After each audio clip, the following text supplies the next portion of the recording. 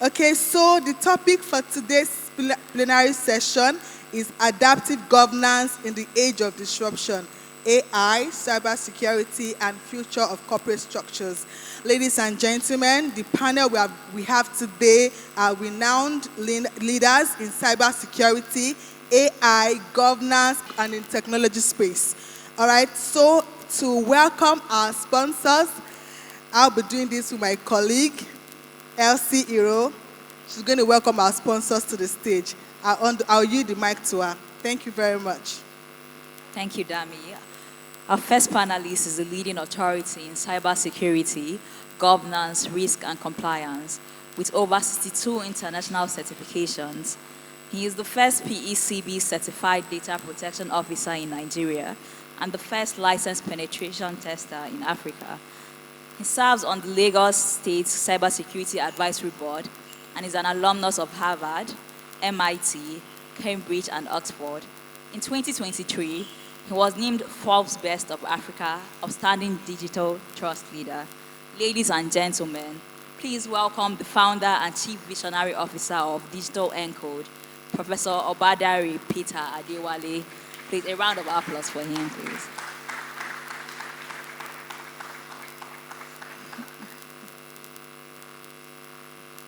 Thank you for joining us, sir.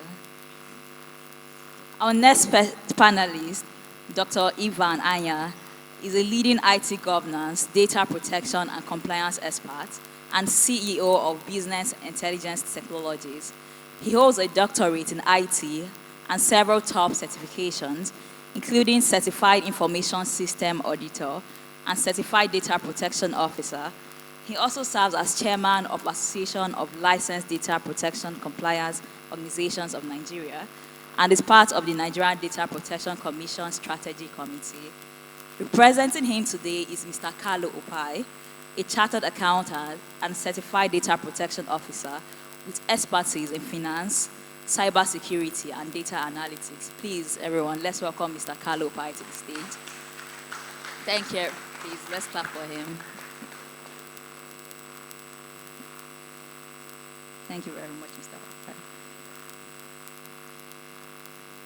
Our next panelist is an international cybersecurity and AI policy professional with experience across Africa, Europe, and the United States. She specializes in cybersecurity governance, digital rights, and online safety. She is part of a research group at the Center for AI and Digital Policy in Washington and works with global organizations on data compliance. She is also passionate about mentoring young women in cybersecurity.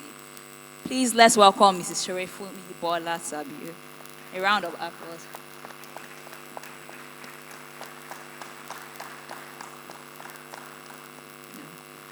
Now, finally, leading this session is a distinguished legal practitioner, mediator, and sports, entertainment, and technology expert. She's a partner at Olisa Agbakoba Legal, serves on FIFA-affiliated mediation panels, and contributed to Nigeria's national sports policy.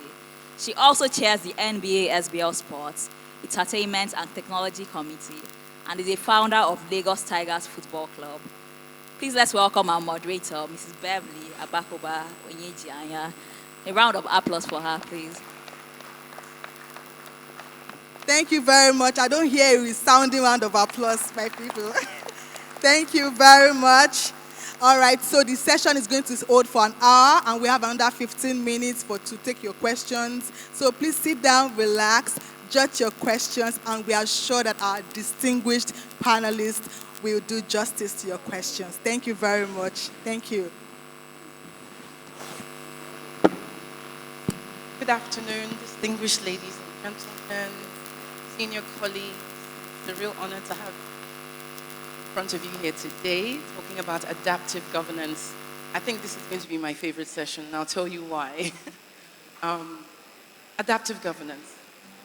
Speaking about adaptive governance in the age of AI, cybersecurity threats, you can't help but think about Armageddon.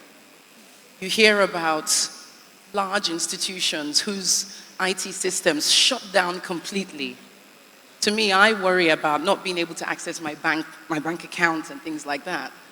But these are not things that we think about on a daily basis. We just think, oh, every day will just be normal, every day will be the same. But in reality, these are major threats that can affect each and every one of our businesses, whether we're in healthcare, whether we're in legal, whether we're in IT, you name it. And I think it's so pertinent that this topic is being addressed by Icsan, because chartered secretaries, of course, are the guardians of compliance. You hold the keys, you're the gatekeepers of what is meant to be right in your boards and in your organizations. So today I hope will be a fantastic masterclass, an awesome masterclass on what we are all supposed to be thinking about in our organizations. And hopefully we will take what we learned today and implement them back in our institutions and in our companies. Because at the end of the day, we're not here just to talk shop. We're here to learn and implement and help to safeguard all our various institutions which form part of the greater economy of our great country, Nigeria. So, I am going to start with Prof. Don't mind, I'm going to call you Prof. And Prof, you are one of the foremost cybersecurity experts in Africa. I'm not sure we're aware of this. We are sitting in front of an authority, okay? So please, let us really relish in this opportunity. So I think maybe let's set the scene a little bit. We hear about cybersecurity all the time. I think to the point where we're numbed. We hear it, but we don't really understand how it actually can cause devastating impact when we don't prepare for it. So in a nutshell, do you just want to give us, in a few lines, what cybersecurity is, what the major threats are, and how we here, as chartered secretaries, governance professionals, what should we be thinking about for our various bodies, institutions, firms, companies, private, public, etc. So, floor over to you. Thank you. Thank you very much, and thank you for Icsan for inviting me for this session. So, I think we are starting with a very, very fundamental opening question, because really, the question most people don't know is, what is cybersecurity? So you're actually very correct. So I think in a very simple terms, so that we don't start to drop a lot of technical jargons that will disturb our mind. Cybersecurity basically is just, I'll call it a state of well-being of any digital infrastructure. Emphasis, state of well-being, right? Digital infrastructure. So when I'm referring to digital infrastructure, I'm talking about from your phone. Gone are those days when people talk about digital infrastructures, what comes to our mind is we think, oh, it's the big servers, it's the big system. No, this is a digital infrastructure. I remember in 2005, right? In 2005, guess what happened? I bought a computer system. It was an IBM ThinkPad in 2000. I will never forget. Everybody, in my area was celebrating as if I bought a Lamborghini. Do you know why? Because that particular IBM ThinkPad has 1 gig RAM. Because prior to that time, most of the system that we have, most of the laptops, the Dell machines, if you, think back, most of them, 32 gig RAM, 64 gig, or if you're so lucky you have 256, you're a very big person. Now, all of a sudden, I had 1 gig. And then, of course, I was celebrated. What's the point I'm making? So when I'm referring to your phone, but guess what? Today, that phone that you are holding, whether it is Android, whether it is an iPhone, most of the time, most of them has 4 gig RAM memory. Just check. So that means you are carrying a big, massive computer in your hand. So there is a need for that. So your digital infrastructure, of course, starts from your phone, your laptop, your PCs at home, and then of course, the big systems in the server room. So there's a need for that state of well-being. Now, when we are talking about the state of well-being, you are thinking about the confidentiality, integrity, and availability of that system. And as chartered secretaries, you hold, I hear you say, oh, they are the gatekeepers, you hold information. Guess what? I can guarantee, or if I ask how many of us have the minutes of meetings on our phone, or through your phone, you can access such minutes of minutes. How many of us? So, but guess what? So when you're thinking cybersecurity, in fact, you are the first line of defense in cybersecurity, because because there is no time, normally when we're doing this kind of session, we normally do what I call like some form of technical, just to validate what I'm saying. There is a website called Have I Been Pwned? I want every one of you to check later to know that, as you know, sometimes you wonder, you have a meeting and your competitor is already thinking about what you're thinking about. Do you know why? Because silently someone is reading your mails and you don't know, because you are not cybersecurity aware, right? And when you click so many times, you click on this link, you read this news, in the process, you know, we have all been digitally invaded. We have been pawned, which is why I'm saying go to that website, Have I Been Pwned? If you click on it, put your email address, just your email address, please, not password, your email address. If it shows you red, it means that is a red signal, someone is reading your mail. So essentially, yeah, because it's the way the internet is structured. So which is why we're talking about cybersecurity is the elephant discussion in the room. Which is why everyone, not just for technical people, must build, yes, we talk about emotional intelligence quotient, financial intelligence quotient. Today we're talking about everyone on the planet Earth must also talk about cybersecurity intelligence quotient, because cybersecurity is about the state of well-being of any infrastructure. So that means there are a lot of sick infrastructures out there. If you have a computer system and you don't have an antivirus, your system is sick. If your system is sick, that's what it means. If you are on social media and I ask you, how do you connect to Instagram? How do you connect? And you don't have two-factor authentication. That is an unhealthy habit you are practicing. If you are, even your WhatsApp, how many of us have two-factor authentication on our WhatsApp number? So today you hear, I've seen a lot of big people and somebody dropped a code for them, and then they're all of a sudden they're WhatsApp and they're wondering what happened. Because those things are there. If you go to settings, security. So, but today we have a lot of unhealthy cybersecurity practices, and those are just very few. Not just using password alone, not having an antivirus. No, most of us, we buy our fanciful phone. We go to, we get to Ikeja or this place in VI, Slot and all of those fine places. You buy a phone of 4 million naira, 1 million naira, 300, expensive phone. Then one guy will say, don't worry, I will install an antivirus for you, 10,000 naira. It does not expire. No, it doesn't work like that.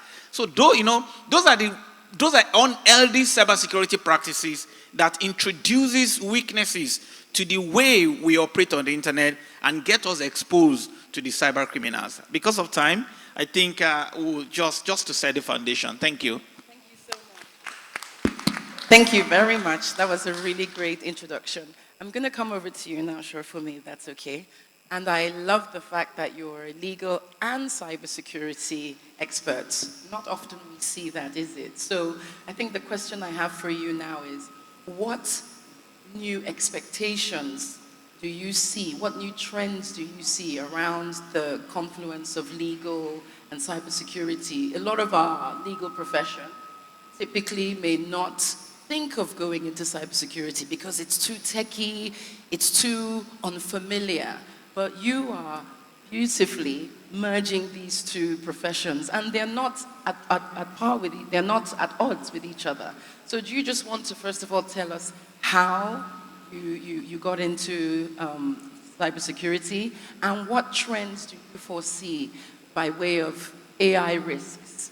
What kind of risks are also going to emerge by way of cybersecurity, other risks, and what should lawyers really be looking at as far as their organizations go for governance? Thank you. All right, thank you for that question, and thank you for having me here. So like she has said, I'm a lawyer and I'm a cybersecurity expert, and you are wondering how are you able to do both? And that's because it's very it's easy. I think when I was doing law, I practiced in litigation, and I knew that it wasn't just for me, honestly. And I was like, okay, what can I do? And I knew that I was good with the governance aspect of things, but I also liked tech, and I like to secure things. I'm like, okay, let me see cybersecurity. I got to know about cybersecurity, and instead of going into the technical aspect of cybersecurity, I decided to leverage on the skills I already had, right, from law. And I found out that there is an aspect of cybersecurity called GRC, Governance, Risk, and Compliance. And immediately I said, yes, this is where I'm going. And it was just so easy for me to transition because everything that I knew from the legal side of things, they were what were required of me for GRC. Now you had to do governance, cybersecurity governance.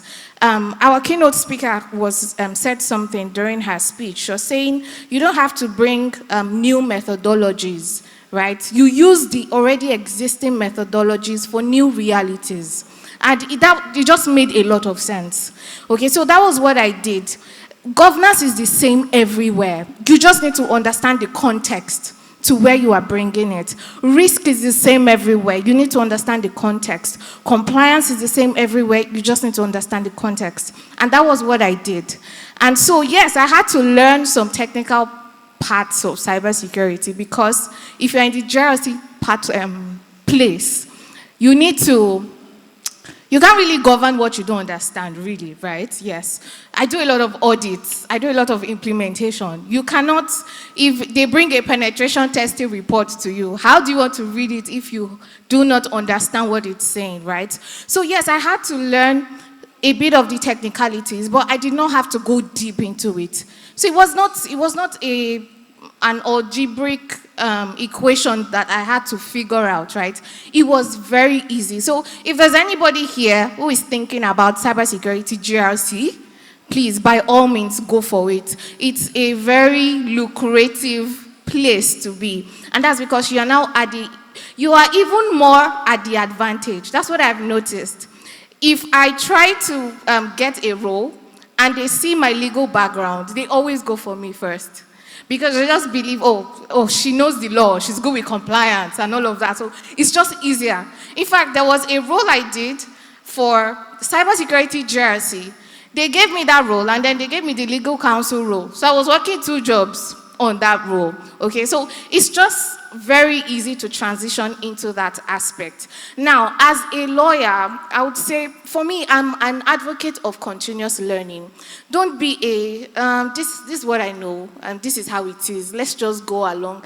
The world is evolving. Everybody is moving. This is the world for technology now. So you cannot just remain where you are and think that the world is going to wait for you. And so technology, I heard something about being a T professional. That's the letter T, right? So having the broad perspective and then having the depth perspective. Now that depth perspective is you being the master of law, having mastery at law, that no matter where they take you, if you read, you know how to interpret these laws, right? Then the breadth. Being able to branch out. Don't restrict yourself. So know about, like for me now, I'm in cybersecurity, I'm in digital rights, I'm in online safety, I'm in AI policy, cyber policy, tech policy. And all of these things might look like a lot, but they are not a lot. They are so interconnected. So for our lawyers, it will just be really good to step out of your comfort zone. I know we are used to certain types of things, right? But let's just step out and see that it's not as hard as it seems. One thing I say is if you can do governance and you can do law, there's nothing you cannot do. There is nothing you cannot do. So be willing to branch out, be willing to be that T professional who can take root deep. And what are the trends that I'm seeing that are emerging and are expected of us, right? Number one is risk management. It's everywhere. In fact, the new policies that are being made, the new frameworks, even existing frameworks that are being made, they are all risk management driven. So you need to understand risk management. You see, one thing I've noticed, I've worked with a lot of organizations, and that's because I work in consultancy most of the time. And one thing I've noticed about executives is they like people who can take initiatives.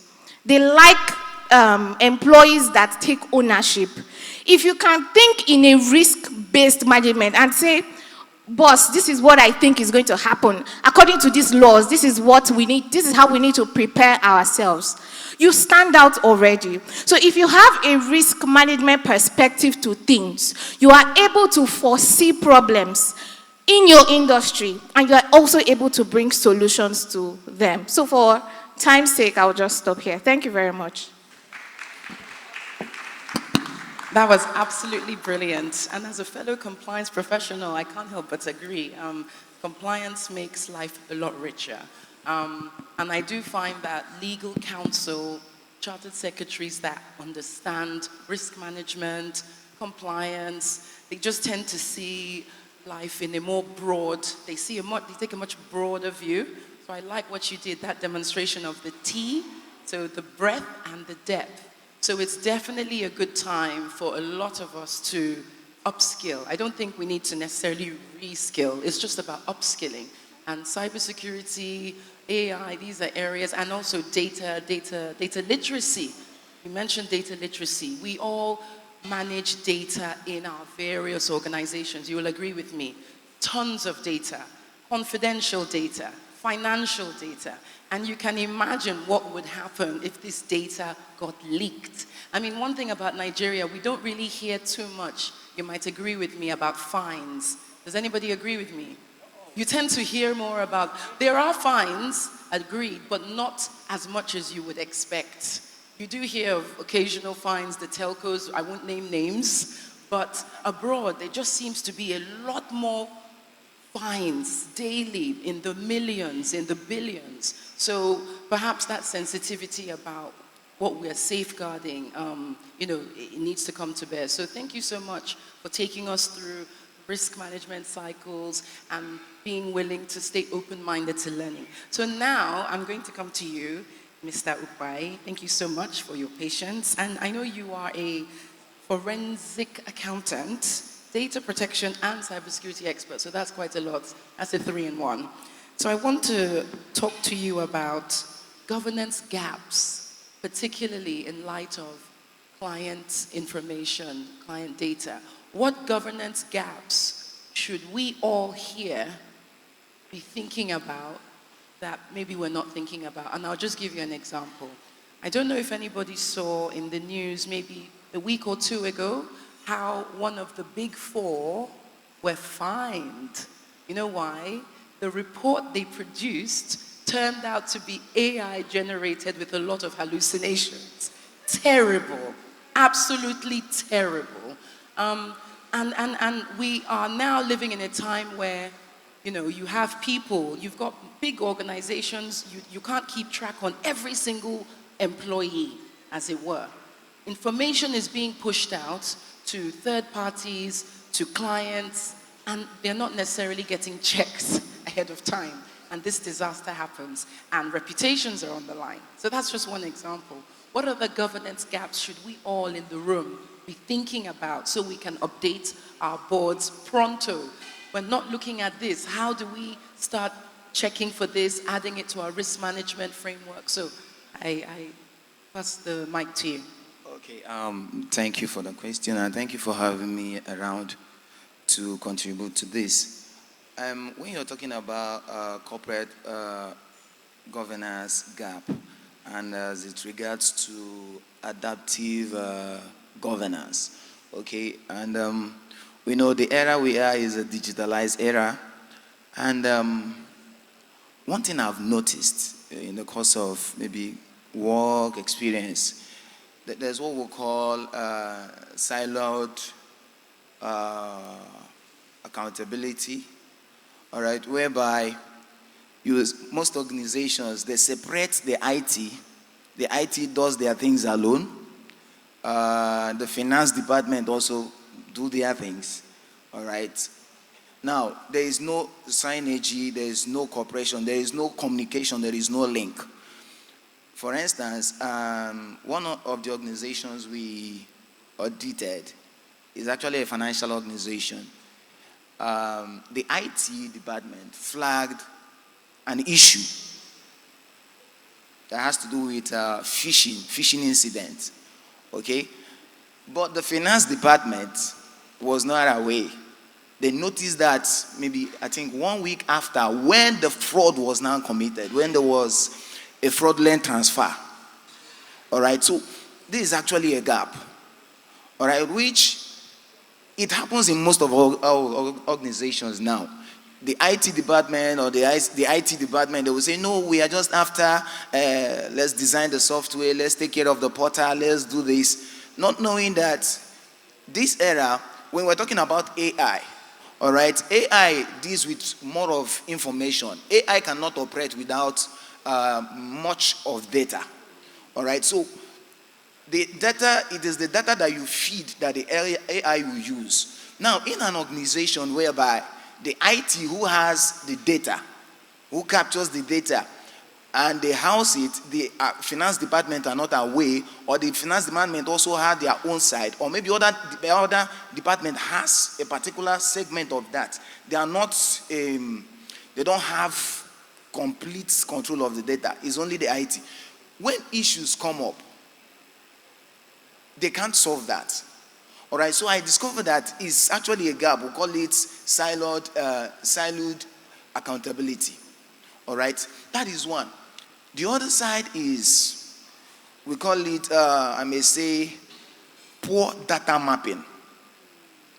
Poor data mapping. Do you know that most organizations don't even know, or most employees don't even know where their data resides? They don't have control of their data. We are talking about an era where most of what we do is computerized, is cloud-based. Now, I remember the person who gave us, the prof who gave us the keynote address, he made mention of higher institutions where they have a lot of issues, and which is true. You know, I experienced that. The portal that you make use of, like the banks, let me use the bank. The portal, when the customer applies online, or they inject or they impute your data online, where is that data? Most people think it resides in the bank. No. Where is the server? The server may not even be in Nigeria. The school portal, let's say the school that you run, the school portal where students do applications and all that, where does those data, they don't reside in the school. It's somewhere. Perhaps the software they are using or the portal is somewhere, Indonesia, India, and all that. So now tell me, how do you control what is going on in India, but you are here? Now what I'm trying to say is that most people, most customers, most staff, most of the organizations don't even know where this data is. They don't even know who secures the data, how the data is stored. So it is actually a very big issue. And the other one is, I may say, awareness gap or information gap. Information gap. This is important that we know about data protection. That is the in thing now. I know my colleague here was talking about cybersecurity, but I want to say now you need to be aware of data protection laws now. It's very, very important now.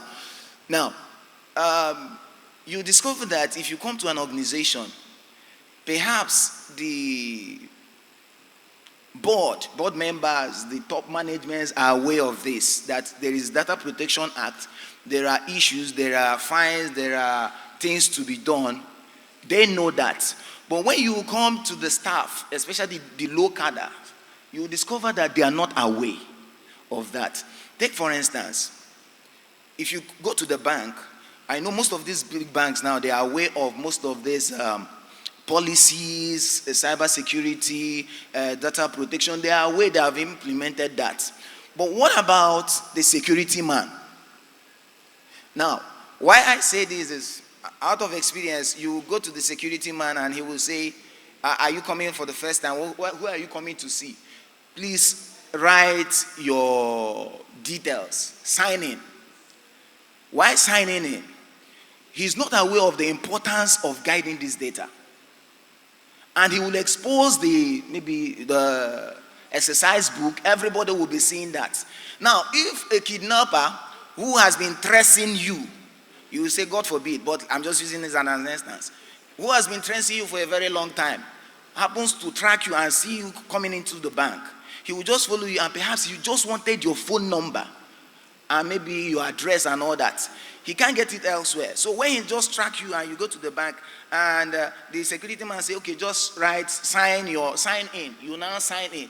Not knowing that this other man will just come in. Maybe the fraudulent guy or the kidnapper will just walk in and also look at what you have written. He might just pretend as if he's making a call. He will snap that particular page. What I'm trying to say is, the top management are aware of data protection framework, how to protect your data, how to safeguard this. But the lower cadre, the security man, is not aware. And as a result, this has actually led to some people being penalized and all that. So these are one of the things, these are one of the gaps I've noticed. Thank you. Thank you. That was a very pertinent example of how things get lost at the bottom. And it's very easy to keep things top level without making sure it trickles down. So I think that's something we all need to really think about in our various organizations. Professor Obadare, over to you. So now I want to talk to you about what reactive mechanisms should boards have in place? Of course, boards should be proactive. We've talked a bit about governance gaps, but let's talk about crisis management. Again, I've alluded to leaks, data leaking, data belonging to, say, hospitals, banks, some really, really terrible things that can happen. Now, what would be the best reaction that the board should have in such a situation? Because we never really think about the PR behind what to do when there's a meltdown. How do we protect our reputation? If it's a public quoted company, how does this prevent our share prices from crashing and things like that? So I think it'll be a really good one for all of us in here to know, so we can obviously prep our people back at the base. So please take it away. Okay, all right. So for cybersecurity crisis management, I think fundamentally we need to understand why did we have the crisis in the first place. So because you can't do crisis management, and I think I like what my colleague said, that you can't govern what you don't understand. So fundamentally you need, in fact, I used to say something that an untrained board is an unfit board. Yeah, so while we most of the time understand and cascading governance today, adaptive governance has moved from just talking about corporate governance, right? So corporate governance is what all the boards are used to. They know how to run the business. They talk about the bottom, maybe making profit, but then there are those cascades from corporate governance to IT governance, and now there is a subset of IT governance, which is cybersecurity governance. And you need to understand how the three of them intertwine as a board member. So that means if you're a chartered accountant, because on the board you have people with different knowledge, people, accountants, they can speak all the fanciful English about the numbers. But those numbers, I can guarantee you, those numbers can be wiped away in a twinkling of an eye. Because while you're having those strategic sessions on to say, our profit for this year is 100 billion. The cyber criminals, we can call them cyber criminals, you can call them hackers, you can call them cyber thieves, whatever name you call them, they're having their own strategy sessions to tell you that, see, out of that 100 billion, in fact, you'll be shocked that they want to zeroize that 100 billion profit. From the kind of work that I do, this year alone, I know of an organization that has lost 9 billion naira to a fraud. Yeah. In fact, in the last 6 months, my team has been working back to back. Oh, this organization has lost 9 billion. This one has lost 3 billion, 5 billion. You'll be hearing big numbers. And these are not fake numbers. In fact, there is a research work by Cybersecurity Ventures. You can fact check it to say that the third biggest economy in the world, not just in Nigeria, is the economy of cybercrime. Cybercrime is going to cost the world as at 2025, you can Google it, cybersecurity venture research, is going to cost the world $10.5 trillion. Dollars, not naira. So cybersecurity, so that's why the board must prioritize knowledge. The board must understand that it's not just about talking about legal risk. It's not just about talking about market risk. It's not just talking about political risk. You know, when you use all methodology like PESTLE and all of those kind of methodologies, cybersecurity risk is a business risk right now. And every board member must understand, because that's the only way they can do proper risk management, because in the frameworks for cybersecurity governance, the overarching oversight for the board is, there are three pivotal roles the board must do when it comes to cybersecurity. Number one is risk optimization, right? Just like I've mentioned. Then resource optimization, and then benefit realization. But this is what happens most of the time, because the board does not understand.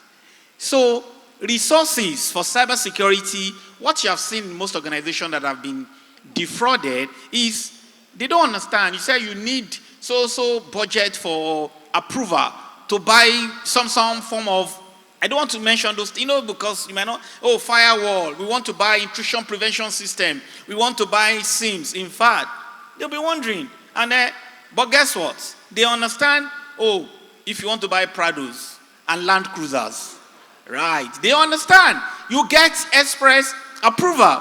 But because, so that's why I'm trying to emphasize the knowledge of cybersecurity is very important. Because I was in a board meeting, in fact, just yesterday, the MD of the bank, we're having conversation, and then he said they wanted to present to the board that because the board is shocked that, why didn't you tell us that you need this money is very important to you guys, because that organization has lost 8 billion. And what is the amount of the security solution that they're supposed to spend? Probably 700 million, 500 million. But the board did not approve. They were taking time, and at the end of the day, they lost 8 billion. So the point is, honestly, cybersecurity, we all have to build our cybersecurity intelligence quotient. Is the only way we can move from just being reactive to being proactive when it comes to cybersecurity. And that's the only way, because the crisis when it comes, honestly, it impacts not just on your bottom line, your reputation. That's why today everybody is doing it hush-hush. Like you rightly said, in Nigeria right now, because there is the Cybercrime Act of 2015, there's the data protection law. If your data, I just don't want to, it's there on the internet, and we should be aware, people have, in fact, organization, Google it, have been paying 500 million naira as fine. So it's not, I think we need those situational awareness to understand. Nigeria has changed. If today, what my colleague is saying here about data protection, if through cybersecurity your data is leaked, whether through your secretariat, you will be fined. In fact, the law states that your annual revenue, according to the Nigerian data protection, I think about 2% of your annual revenue will be taken by the Nigerian Data Protection Commission. So it's a big deal. Yeah, thank you. Thank you very much. So we have to basically, it's a new sheriff in town. Things are not the same. No more complacency, basically. Okay, Shorefunmi, I'm turning over to you now.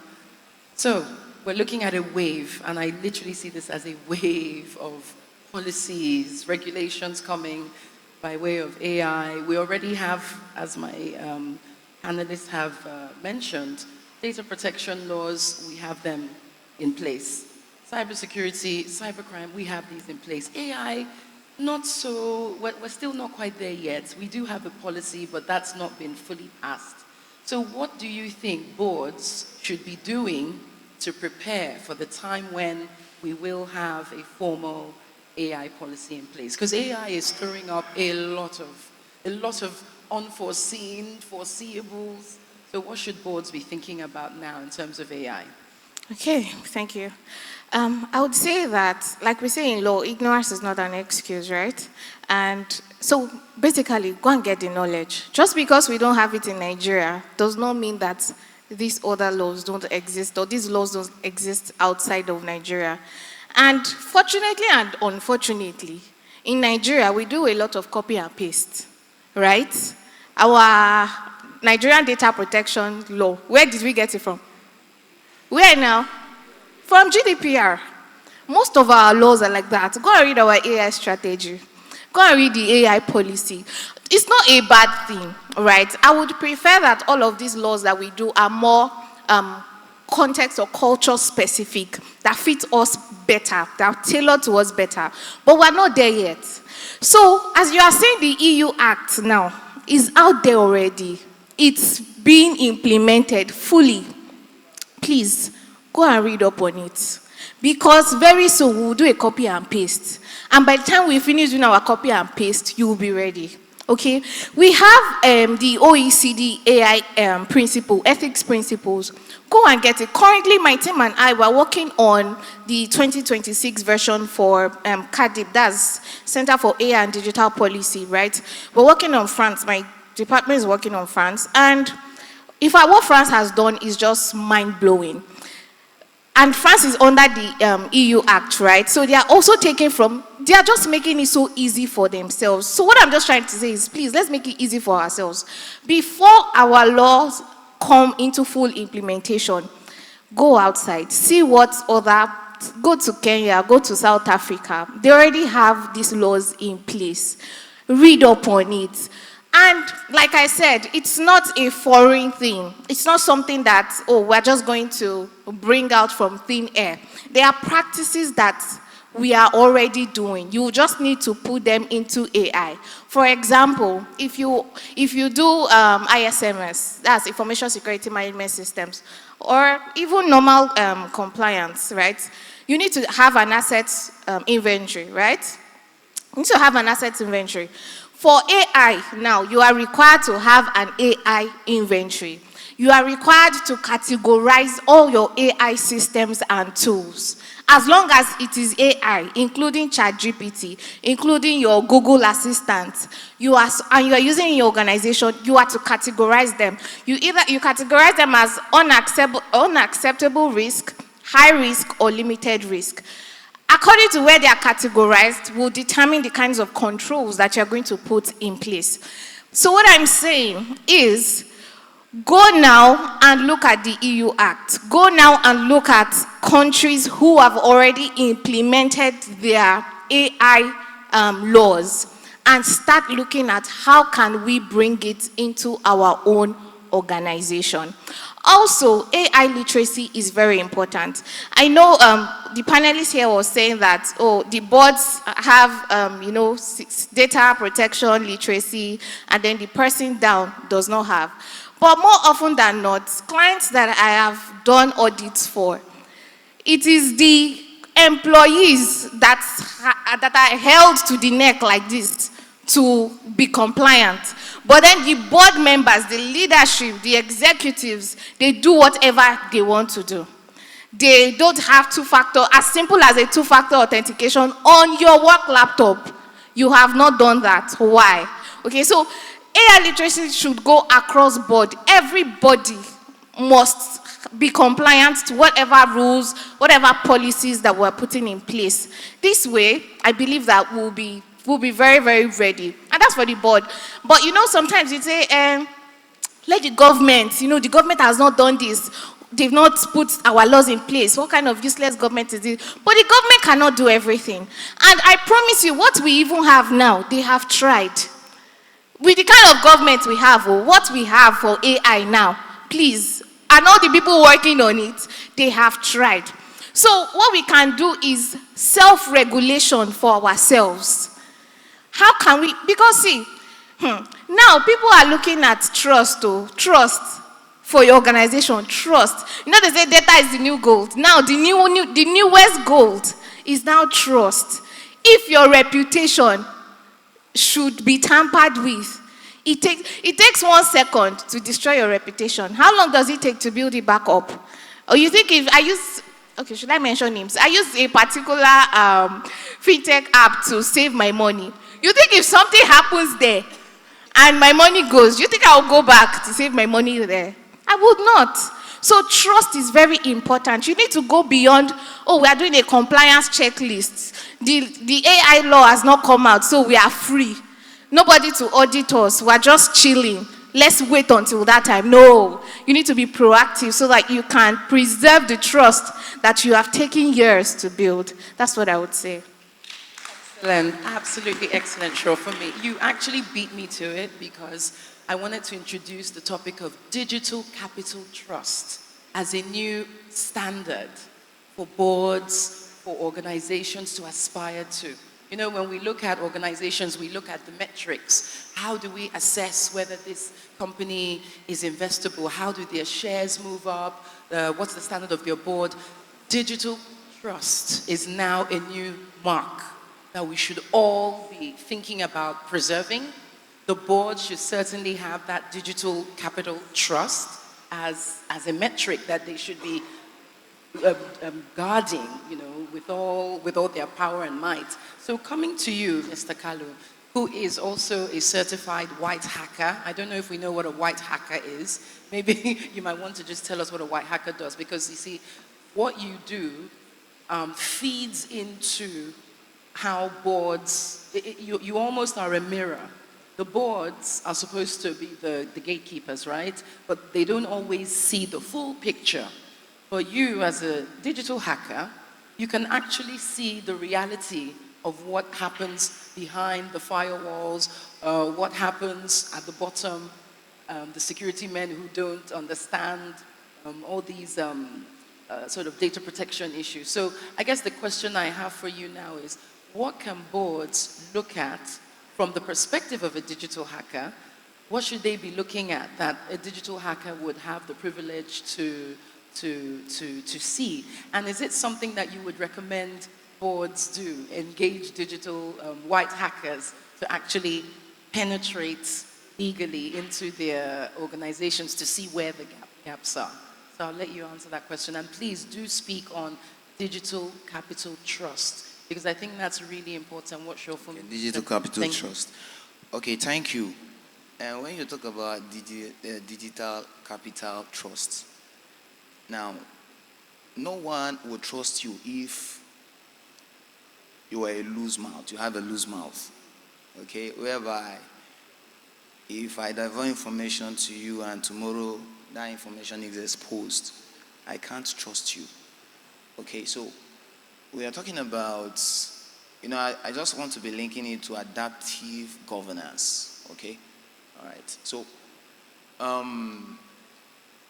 it still boils down to data, all right? These days, data is very important. That the global world came up with the Global Data Protection Regulation, which Nigeria also adopted. Nigeria have actually, we didn't do copy and paste this time around.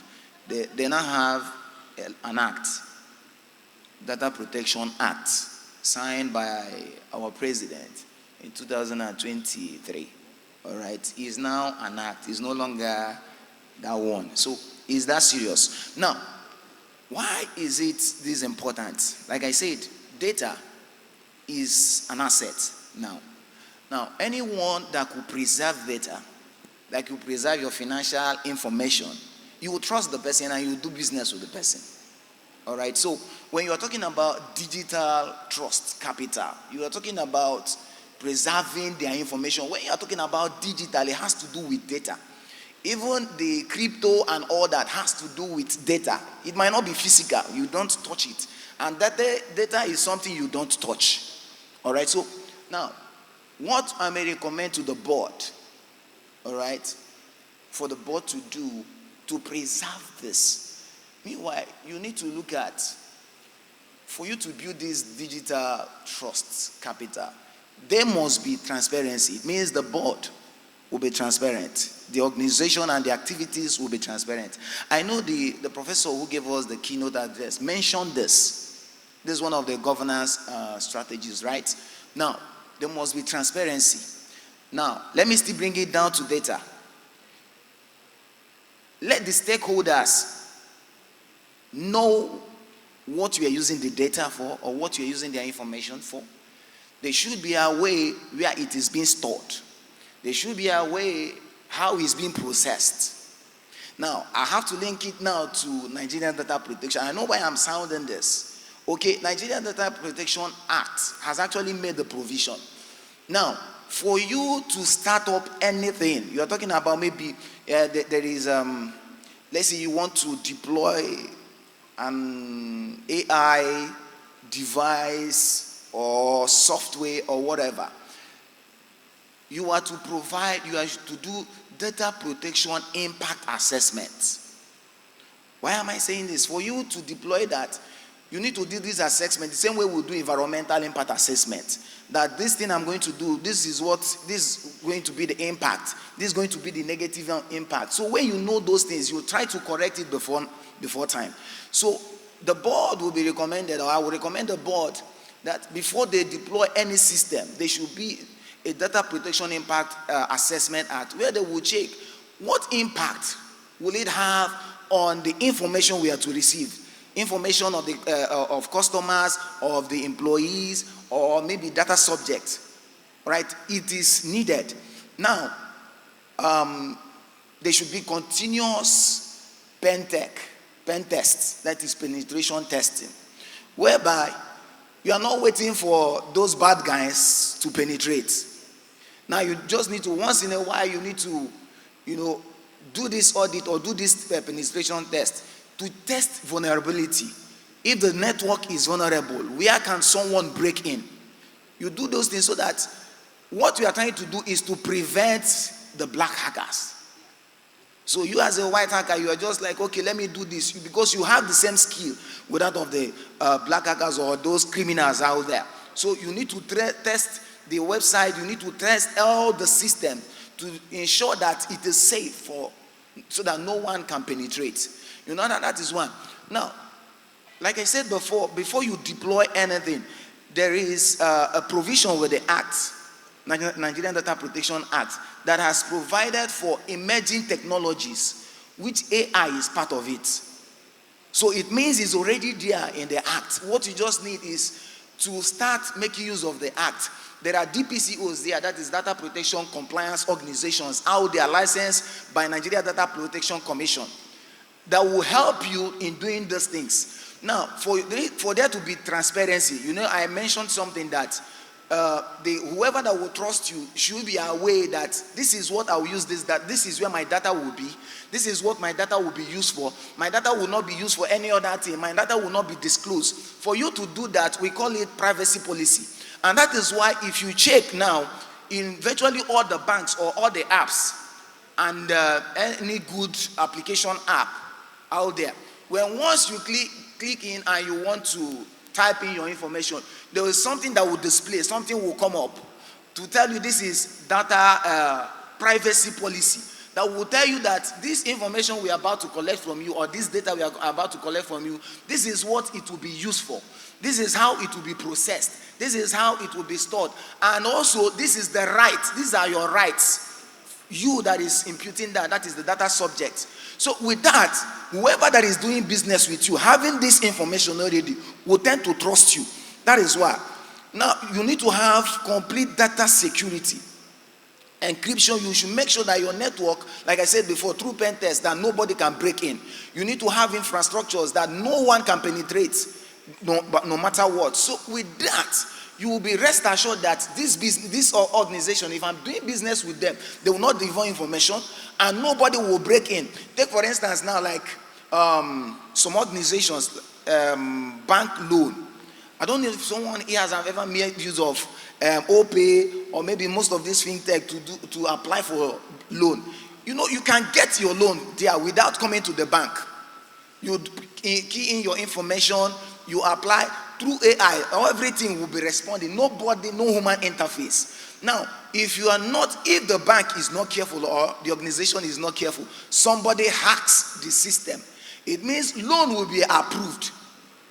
There will be financial loss, there will be reputational loss and all that. So with this, I believe if an organization or the board will put this in place, there will be digital trust. Thank you.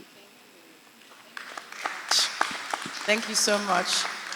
Just such a riveting conversation, but time is short, and it would be great to take some questions from the audience. It's been a masterclass, you will agree with me. We've learned so much today on so many different things. Can I just Prof, do you want to say something? Yeah, I just wanted to expand. I wanted to expand on the digital trust, right? So that, yeah, so the digital trust from governance perspective is a broader perspective, is a body of knowledge that doesn't just look at cybersecurity. If I look at cybersecurity, it looks at data privacy, redressability, auditability, safety, fairness, because when we talk about digital transformation, it is beyond just like you are digitalized. It's about people, process, and technology. And there's so many people in that ecosystem. So it's not, and when we say everybody, most of the time, people prioritize technology. A lot of times we prioritize technology a lot. No, that's not what digital transformation is all about. The people, because at the end of the day, the people are going to use the system, the process that governs, the technology itself. So that's why there is a need for digital trust, which is a level of confidence that the stakeholders, the ecosystem should have beyond just talking about cybersecurity, which is why it's all encompassing. Oh yes, it's all encompassing, and that's where the world is going. And I think one thing that we need to understand, like she rightly said, is those standards. There's one keyword, I was there and I was listening about standardization beyond the EU Act. There's so many standards today. So if you are here, for instance, talking about AI governance, there's a specific standard for IT governance, which is ISO, because if just like we have in ESG, we have in financial reporting. So there is the ISO 38500 for IT governance.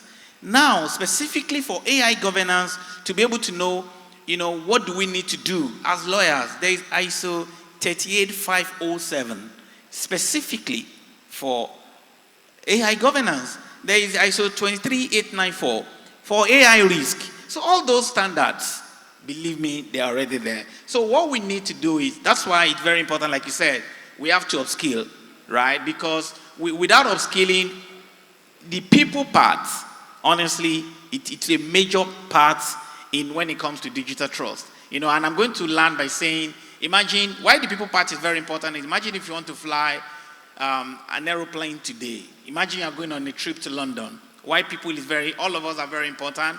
And they're telling you, oh, this plane, turbo engine, blah, blah, blah, Airbus, the engine is fine, but the pilot has some issue with mental health.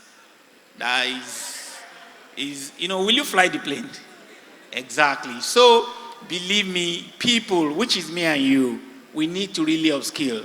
So it's not just about it, because when we talk about AI, cybersecurity, it's not so. The take home should be, all of this composition is about people, process, and technology.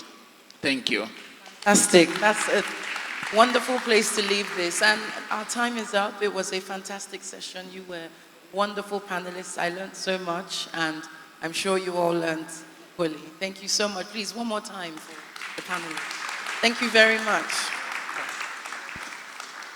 Thank you very much to our wonderful panelists. Thank you so much. Do we have questions, please? We are in the question. Okay. How many people so that we can just seal it up? All right, just one person. Ushers, please.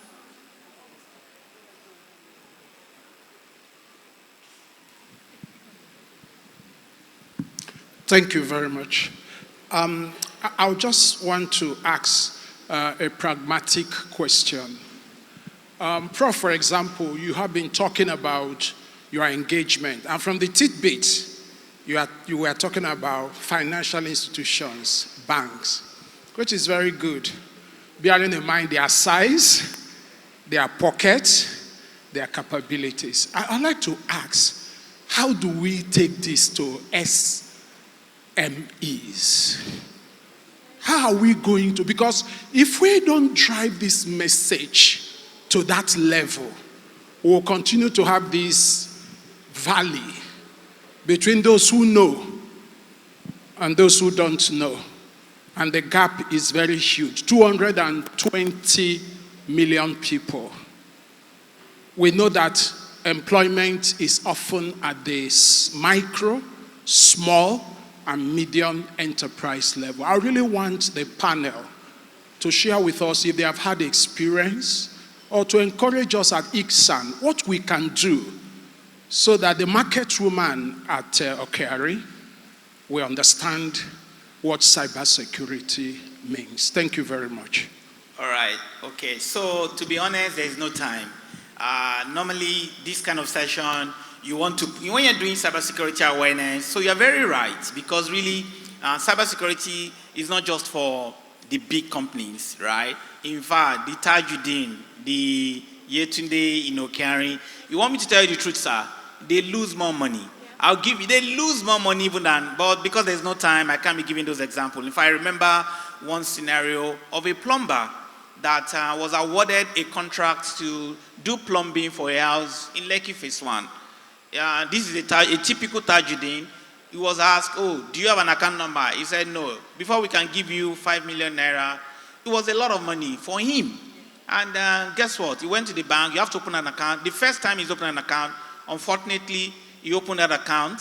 The first email, because they told him that you're going to get an email, and the first email he got was a phishing email.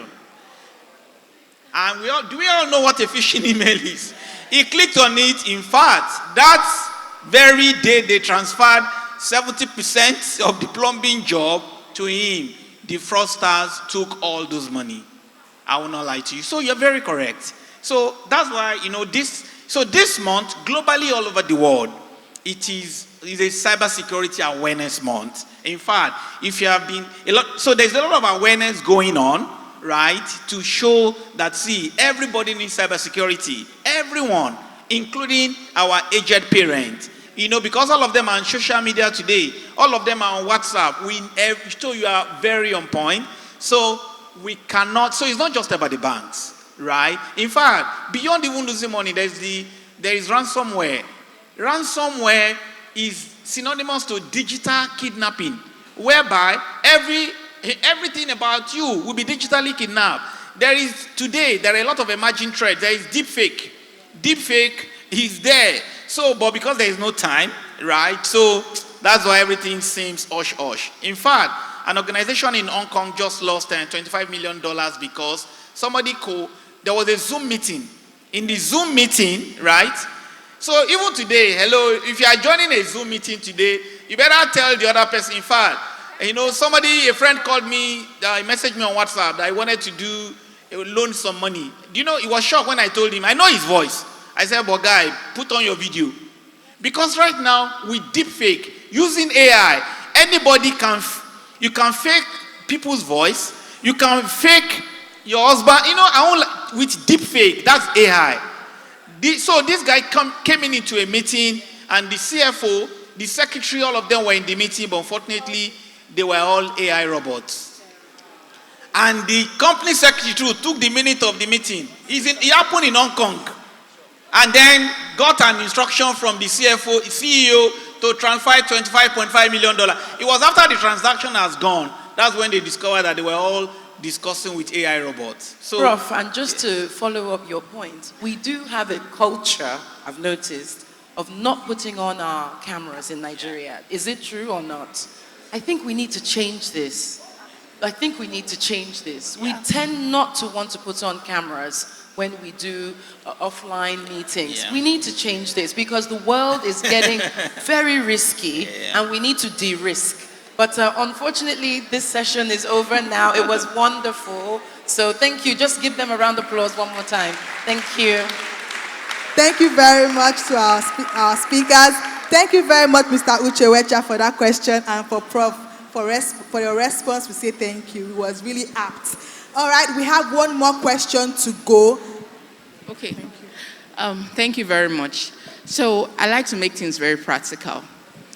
I'm going back to the board. The constitution of most boards currently is millennials and Generation X. So when you talked about the issue of boards not understanding the value or the risk and impact of not taking cybersecurity. I mean, what you just gave us a perfect example. 9 billion, that's a lot on a company's bottom line, even if you are a big company, you know. So I'm thinking in my mind, is there a place for inclusion of younger generation in the composition of boards? I'm looking at, I'm just thinking, is there a way we can merge these two gaps? And apart from the continuing education for board members, but many of these board members are quite busy. And I think that's the reason, that's the part corporate governance needs to come in play in terms of nomination of directors. I'm talking about root cause now. From the nomination committee, what is this this director's track record? Especially if you're dealing with a financial institution. You understand? So I'm just thinking aloud. I'm looking at these different aspects and how we can merge it together to have a more responsive and proactive board. Thank you. All right, thank you for that thinking out loud train of thought. Yes, I would say that putting people on the board, right, is very important. People with the requisite knowledge. It's something I planned to say, but because of time, I couldn't touch on that. On how boards should employ the right people. You just don't put people because they've been there for 50 years. They've been doing corporate governance, so they are next in line to be the director. Okay, we have heard, put them there. But also get somebody that is qualified, that has a track record, like she said, of security, right? Knows that this is what is going on, can speak up during the board meetings and say, this is how we need to approach risk in terms of security. This is how we need to approach risks now that we are starting to incorporate certain AI tools and systems into our organization. So yes, I do believe that you need to get people with the right experience and expertise. But then talking about inclusion for the younger generation, okay? Like I said, you don't put people just because of experience, but experience too also matters. I'm not against Gen Zs, right? I believe that Gen Zs too can be very, brilliant, proactive and all of that. But the inclusion of the Gen Zs, what are you coming with? Are you coming with the right experience also? Are you also skilled? So it's not just inclusion for inclusion's sake. We're trying to meet a target. We're trying to get a particular result. So if you are a Gen Z and we need to include you, and you have the requisite experience and knowledge, all well and good. You can be a director of my organization at 15, as long as you have a proven track record. Okay, so that would just be my answer to that. Okay, let me just add something to that. If the organization will comply to some regulations, this matter will be solved. I want to believe that some organizations that will go for ISO 27001, before you be certified, there are requirements. I also want to believe that one of the requirements is that you have a professional, you have an expert who should have this qualification. So even if it's a Gen Z that has the qualification, for the fact that the person is certified, so the person can do that. The same way Nigerian Data Protection Act says that for you to receive their certification, now for you to comply to this act, you must have a DPO, that is Data Protection Officer, as one of the management of your organization. Now there are certifications. The person will not just be a DPCO. He must also undergo some certifications. And now there are certifications you must do that will now qualify you to be a DPO. So if the organization will comply to these regulations, I think that will be solved.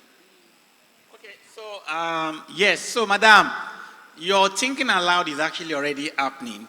It's already happening, so that's why it seems the questioner came was focusing more on the financial sector, because make no mistake about it, as we speak today globally, the most people that are losing money, when you talk about cybersecurity maturity, manufacturing in Nigeria, they take cybersecurity with kid gloves. Insurance, but the financial sector is very volatile. In fact, the central bank, so you are very correct, has mandated all the banks to actually have a cybersecurity expert on the board. Yes, so yeah, in fact, mandatorily, so you're actually very correct. So that is actually, so in most banks today now, they're looking for a must. Oh, it's a must as part of your board member, and it can be a Gen Z, it can be whoever, board must, it's a must on the board. Thank you.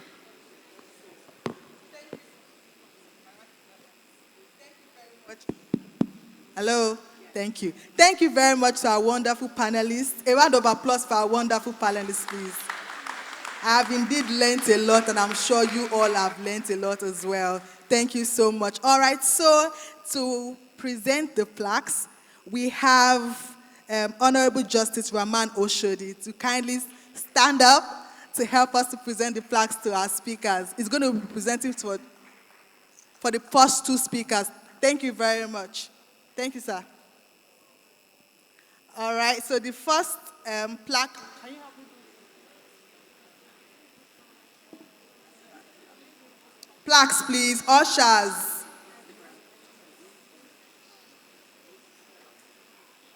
The first plaque we'll be presenting is for Professor Peter Adewale Obadare. Please hand over the plaque, please.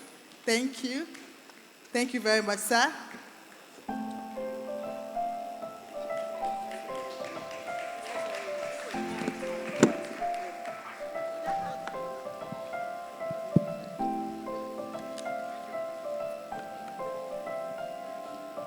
Thank you so much, sir. So for the second speaker, Dr. Ivan Anya, represented by Mr. Kalu. Please, let's present the plaque, please.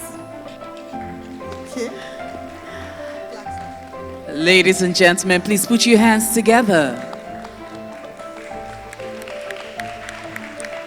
A big thank you. Thank you very much, sir. Thank you so much, sir. All right, to present the plaques for our last two panelists, we have the chairman of Lagos State Chapter, Ms. Efosa Ewere, FCIS.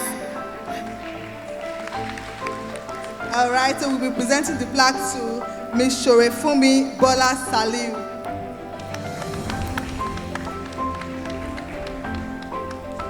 Okay, in recognition of your performance here, we were really impressed, highly impressed at your presentation. We present to you this plaque. A round of applause, please. Thank you. And to our wonderful moderator, who has made this very engaging and exciting. All right, so. Thank you. So, I'm really very excited to be doing this. She knows how I pulled her up here. In fact, the day I had this conversation with her, she was still in bed and saying, "Oh, I'm sleeping." I said, "No, you must do this. There's no other person I think can handle this panel." And you would all agree with me that she did an excellent job.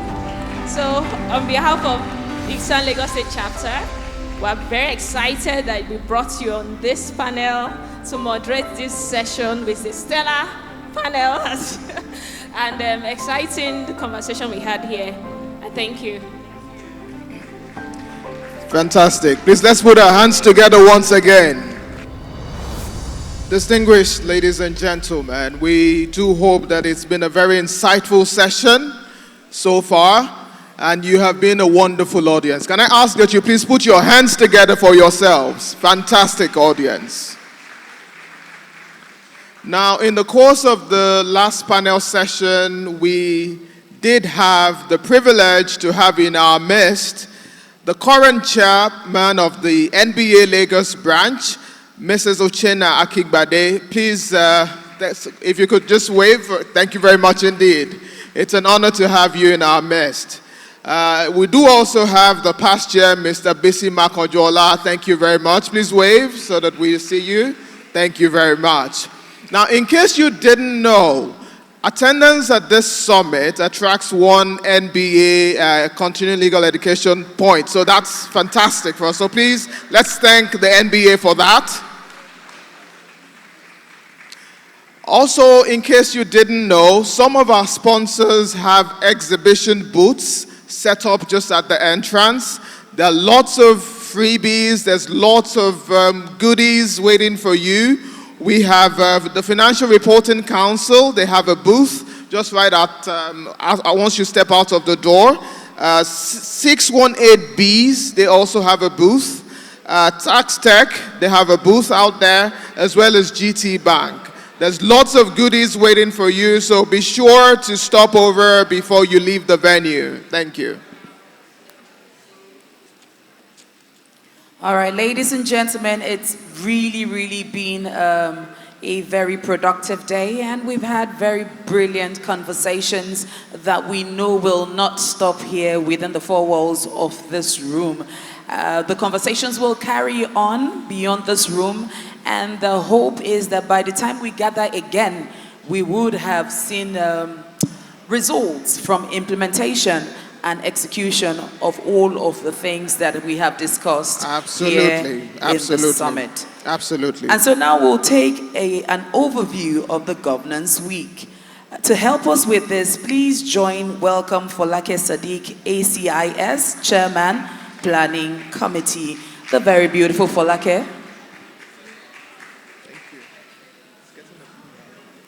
Thank you very much. Good afternoon, everybody. Are you having a good time? I can't hear you. Are you having a good time? Thank you. Thank you for staying this long. It's an honor to be the chair of the Planning Committee. The journey didn't start today. 1 second, please. I know I'm the one standing between you and your lunch. I'll make it very brief. We still have events coming up. Okay, the journey started on Saturday. We started the Governance Week for 2025 with a visit to the Life Fountain Orphanage Home. This was led by Madam Chair, Efosa Ewere. Please wave a round of applause for our chair, please. She's done a fantastic job. And we were welcomed by Mr. Jegede Paul. This, for me, was a highlight because we got to interact with the children, very lovely children. When we got there, when we said we're from the Institute of Chartered Secretaries and Administrators, Lagos branch, they were just looking, who are these ones? But I can guarantee you the number of bright children that were there, future lawyers, future accountants, the future of Icsan is safe because our members are in that home. From there on, we presented them with some gifts and also some cash gifts, a check. From then on Tuesday, we had a wellness event. We had a Harvard-trained lifestyle medical professional, Ms. Susan Adams, and she spoke to us about sickness-free body, a sickness-free body, cell reprogramming for better health. That was a very impactful session. We had so many people attending virtually that stayed till the end. One of the key things she said was her acronym, which she termed REOWN framework. She asked us to practice rest, R, rest, E, energy, O, oxygen, W, water, nutrition, exercise, and detoxification. Spelling out REOWN. So that was very interesting. Icsan is very about not just corporate health, also our personal health. We then went on to today. Please, have you had a good time today? Today was a very impactful session, 2 sessions. Each session was extremely interesting. And then the next thing we all want you to listen up for is our fun day. So it's not ending here. On Saturday, we're having a fun day at the newly commissioned Ndubisi Park in Ikeja. If you've driven past there recently, it's a very beautiful place. We've gotten a lot of, there's going to be a raffle draw. I wish Madam Chair was here to tell you what the star prize is. You want to be there. Please bring your kids, your wife. It's for us to relax, unwind, and totally enjoy ourselves. We have all sorts of food, ice cream, face painting. It's going to be so much fun. So that is, in brief, what the Icsan Governance Week 2025 has been about. I hope you enjoy it. I hope you've enjoyed it so far, and you'll join us on Saturday. Thank you so much for staying with us. I will then call on the Vice Chair to give us our vote of thanks. Before that, please, can all CPC members stand up for recognition? All CPC members, please stand up. Bukola, everybody, please give them a round of applause. These are the people, I did not chair myself. These are the people that put everything together. Without them, none of this will have happened. Thank you so much. Thank you. Please, Vice Chair. Thank you. Thank you. He was going to give us the vote of thanks. Thank you very much. Thanks, Falake.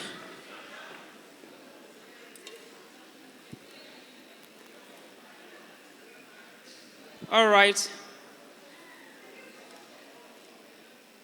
Thank you to everyone who have been part of this event today. We are grateful for your participation. I would like to start by saying that on behalf of the chairman of Icsan Lagos State Chapter, Ms. Efosa Ewere FCIS, we are grateful for your participation at today's event. The Governance Week started on Saturday, as mentioned by Falake, and we are proud to say that the event has been successful. I would like to extend our gratitude to the chairman of today's summit, Dr. Dayo Moberiola, the DG of NIMASA, who was ably represented by Mrs. Neka Obianyo, FCIR. And then I want to also thank Professor Yinka Omorogbe, SAN, our keynote speaker. She gave an insightful opening at the beginning of today's event. My gratitude also goes to the president of this institute and chairman of council, Mrs.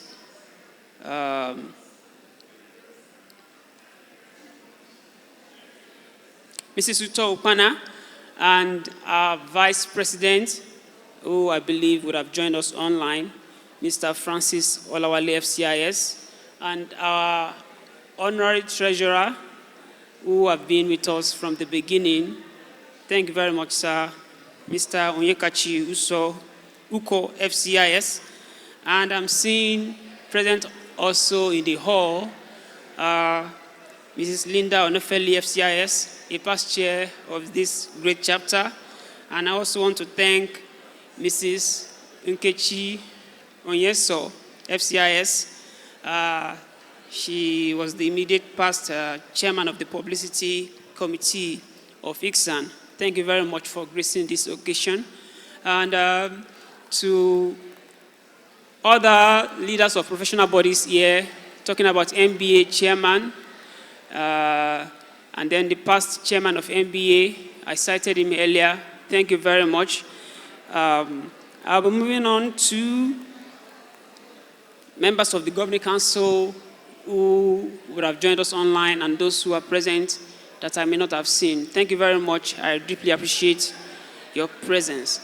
To our panelists, you all have done wonderfully well today. You have inspired us, you've taught us, and you've opened our eyes to areas where we need to be watching out for in our businesses. Thank you very much. I will run through your names because it's important I do that.